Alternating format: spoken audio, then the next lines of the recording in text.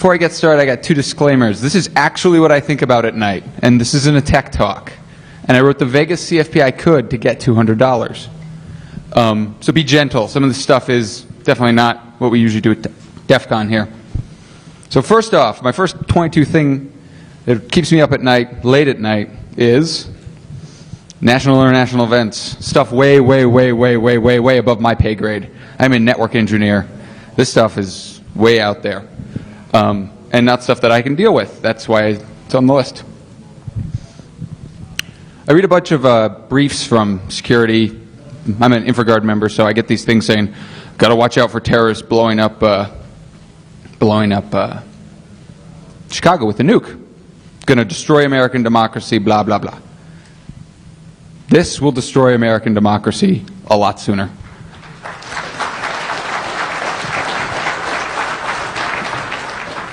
You all know this.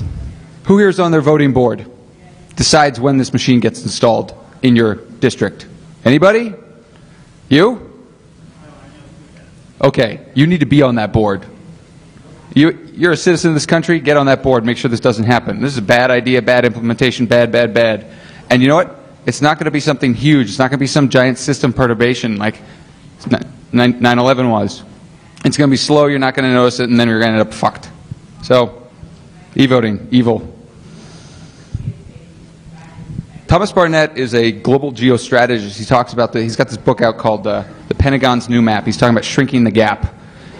This slide is a lot smaller than I thought it was going to be. See this part? That's the gap. See this part? That's the core. We live in the core for most of the, and it's where most of our stuff happens. The gap is where all the bad stuff happens. We fought the Soviets. That was our, kill the Nazis, kill the Soviets. Now we've got globalization, can't kill anybody. We've got to connect to the gap. You're going to find a lot more of the money and security stuff that you're dealing with is going to start happening in the gap. Thomas Barnett's a really smart guy. He gave a 20-minute, hour-long talk at TED. It's online. Check it out, TED, Thomas Barnett. It's going to rock your world. It's messed with mine. Low-cost pervasive bandwidth is directly connected to shrinking the gap. You'll notice that all the big trunks don't go to the places where it sucks to live. So, and I care about this because I build networks in rural environments in the U.S. where it's just like living in Angola. There's nothing out there. So, I think about low-cost pervasive bandwidth. It takes lots of money in giant corporations or companies to do this, generally meaning that if there's no money there already, there's no bandwidth. So, something I think about. I think about Iraq. Who here thinks about Iraq? Late at night. What are we doing? What the fuck is going on? What are we going to do about it? We represent an active, intelligent group of people. What are we going to do about it? Generally, we don't talk about these things, but this is something that ties back to that book by Barnett. Please read his book. Sounds like I'm plugging him. In Iraq, you're seeing open source warfare for the first time. They call this 4G. It's very exciting. Michael Shearer is giving a talk today on the IED problem. It's a technical problem. It's fun. It involves circuitry and explosives. We seem to enjoy those types of things. They've open sourced the making of weapons. We should open source the countermeasures for that. Also, the other big revolution I think you're going to see in a lot of stuff is open source intelligence. If you look at the way the DoD operates, it reminds me a lot of Microsoft. It's all closed. We don't talk. We're never here. We never had this discussion. Counterinsurgencies, terrorists, they talk, they share. On the internet, they have bulletin boards. You've all seen them, I'm sure. So, something to think about there. Remember these guys? Remember September 11th? Whatever happened to them? It's kind of like they totally dropped off the map, very conveniently, I might add. Oh, this is good. If it plays. If it plays. I literally just ran this. The price of gold has changed. Now you can get extra cash. Recycle old gold scraps, gathering dust. Call 1-800-GOLD-KIT for quick cash. The Gold Kit is absolutely free. Send old rings, charms, dental scrap, and more. I got got $600 for my scrap gold. It's easy. Call 1-800-GOLD-KIT. We'll mail you the kit and payment information with a check to follow promptly. Gold Kit and postage are free. Your satisfaction guaranteed. Call 1-800-GOLD-KIT now or visit goldkit.com. Everyone with gold scraps, please stand up. Who has scraps of gold? Who the fuck has scraps of gold? Yes, I have scraps of gold pressed latinum at home too. Scrap gold, not the same sentence. And by the way, Grandma got a really shitty deal on Grandpa's teeth. Okay, so this is the stuff you might be more interested in. Hacker community. This is stuff I think about a lot. How do we remain relevant? I've noticed that we are increasingly getting very staid, very comfortable. How do we remain relevant? How do we not become a broken social scene, which I think we've managed to make our way through. There's no giant red hats giving interviews about how they're owning the Pentagon anymore, or as much. And ultimately, how do we grow and increase our influence? You notice I don't have a lot of answers to these. That's why they keep me up at night. Could all the people who don't have penises and aren't white please stand up?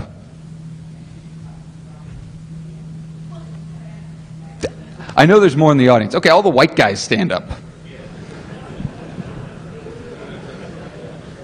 Oh my God. Jesus, it's a big white guy convention. This is very dangerous, but it's getting better. It's got a lot better this year, actually. I was very impressed. For a while there, I was freaking out that it was just going to become white nerds getting older together talking about their jobs. Which is bad. It's not how you grow. It's not how you evolve. It's not how you become better.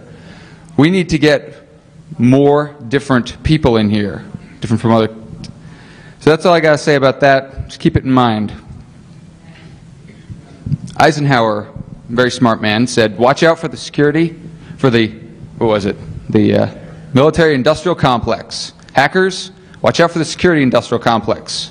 Being a hacker doesn't mean you necessarily work in security, in InfoSec. It also doesn't mean that your job makes you a hacker. There are two different things there. I've noticed that Defcon has gotten very corporate. We talk about our jobs a lot. We should talk about other things, things that are not relevant to our work but are equally fun. We've all been, well compensated for our. We make our money doing this stuff. But are we making any progress? I've noticed that the InfoSec wars as of late are, we get paid to make vulnerabilities and then patch them. Sure, it's rewarding, but it's fucking boring. And in the end, is it better to be the player or the dungeon master? You can play the same game over and over again, or you could rewrite the rule set. And that's a lot more fun, I think. Okay, Rising Hacker Nations. This was great. I do speaker registration, so I got to meet all these people from all over the country and go, where the fuck, or all over the world, and go, where the fuck are you from? If you looked at, this is the last talk you were in here, you'll notice that most of the stuff seems to be going on elsewhere. This is interesting. Is there anyone here from China? China? Anyone from China? China? Nobody? Oh! You have to stand up. I can't see hands. Is there lots of hacking going on in China? You know, and there's one guy here. We need more. We'd like to see more of you here. India, we outsourced our IT thing there. But hey, guess what? They're still awesome. I'd like to see them. Russia, the big silent bear. Ooh, any Russians here? You got to stand up. You in the back, too. I saw your hand. There you go. It's great that you're here. We'd like to see more of you. We'd like to make this an international convention so we can talk about this, because I've noticed this thing that goes on sometimes, which is, Chinese hacker, our enemy. Immediately, that's the discussion. And I said, you know what? Hacker nations.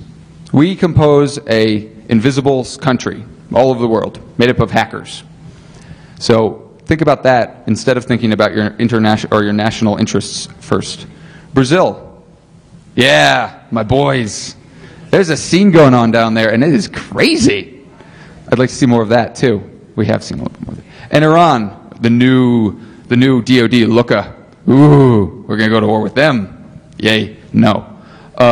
Iran, there's a huge population of youth in Iran. They're nerdy, too, apparently. So that means that there's probably some hackers there. I'd rather talk to hackers in Iran now than shoot them tomorrow. Hackerspaces. I'm part of the Hacker Foundation. I'm a director, former president. We got this Hackerspace initiative going on. It's called HACK now.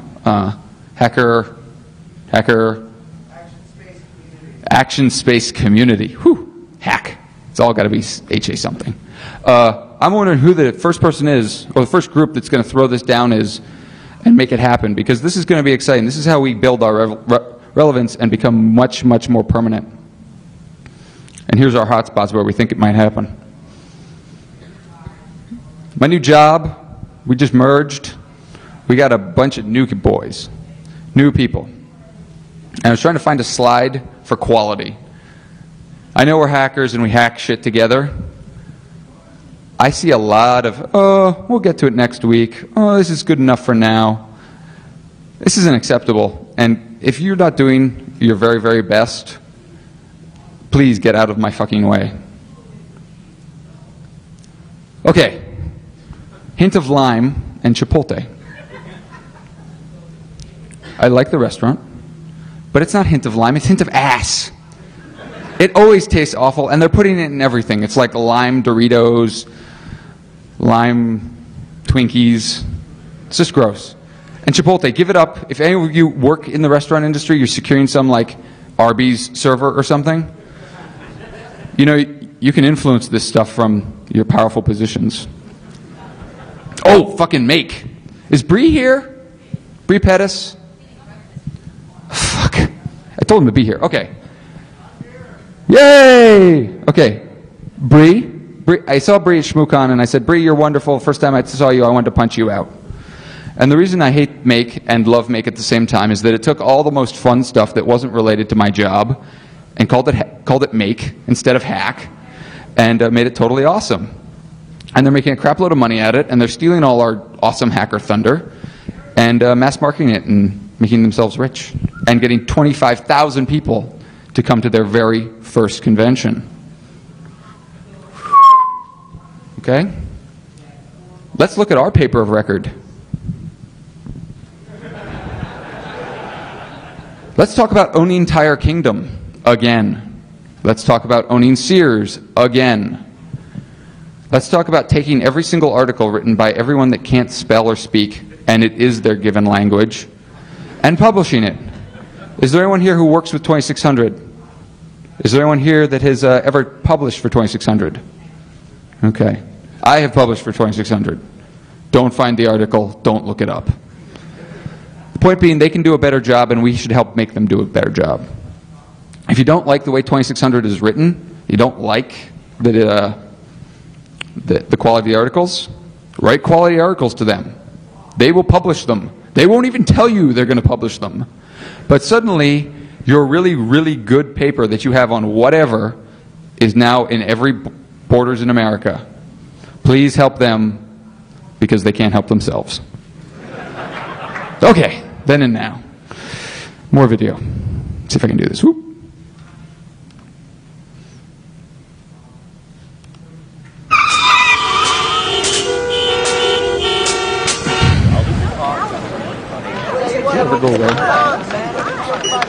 Yo, I'm blowing up.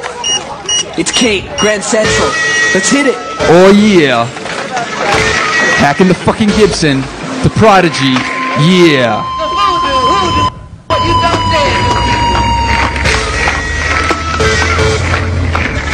You've all seen this, you know what I'm talking about. You have it in your home collection, you have it on your iPhone. It's your favorite movie, I'm sure.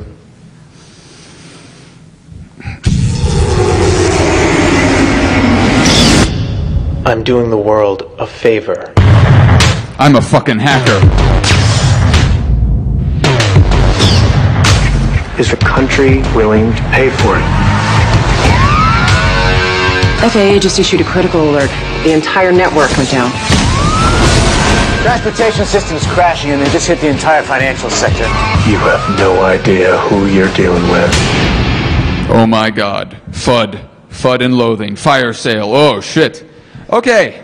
Those movies were made fairly far apart, right? Hackers play central roles in those films. You know what? That's how far we've come in 10 years. Hollywood's infiltrated us, but we haven't infiltrated them. I don't think that's fair. Sure, we're taking all their movies and watching them, but we got to do something to deal with this little problem. I want to... Any of you work in LA? Actually, any of you work in California? Because I was there and everyone wanted to sell me a script. Okay. You got to do something about this. Really, really. Because I want to see a hacker movie that portrays us as proactive, intelligent, ethical, as opposed to reluctant heroes who are misunderstood teenagers with too much power. Because, I'm sorry, I'm definitely not a teenager anymore. And I'm definitely, well, actually I'm probably still misunderstood. Oh, Bruce! So Bruce gave me a beer at ShmooCon, and we were talking about stuff, and he says, we got to get our edge back. We got to get dangerous again. And I said, ooh? And what he was talking about was back in the day, we all cut on each other. The Lod Mod Wars, gangs of cyberspace. Scary. FBI was following us around because we could whistle nuclear launch codes into payphones. You laugh, but they thought it was true. At least they were scared. Now they're here. Not that I don't have Jim Christie's challenge coin in my pocket. Love you, Jim. Don't arrest me after the show. Point being that we all know we got some box out there that's totally open. He told me about one when he was telling me the speech. It should be owned. It hasn't been. I'm getting back to the quality thing there. You got to be hard. And if you got a box out there that should be owned, you know it should be owned, you're not doing your job and you're not daring anyone but yourself. So keep it edged. Talk to Bruce about this. I can't really articulate his crazy ass message. He's a hippie. Hackers equal criminal bad guy villain. That's how the reporters see it. That's apparently how it is. This is our word. African Americans took back the N-word. They control it. I can't say it. Okay? We should own this word. This is our word. This is a hacker convention. Press uses the word hacker for everything that involves a criminal and a computer. Guy hacks into NORAD. Guy hacks into whatever. He's a hacker. No, he's not. He's a cracker. Don't give me any stuff about that. I was really tempted. I know. The point being that every time this word is misused in your office, at your home, you're reinforcing a bad image. We need to reverse this to anything other than this. Not a criminal, not a bad guy, not a villain. And so, I don't know how we're going to do this, but we got to do something about it. I do talk fast. Okay. What does it all mean? This is the big creeper waker.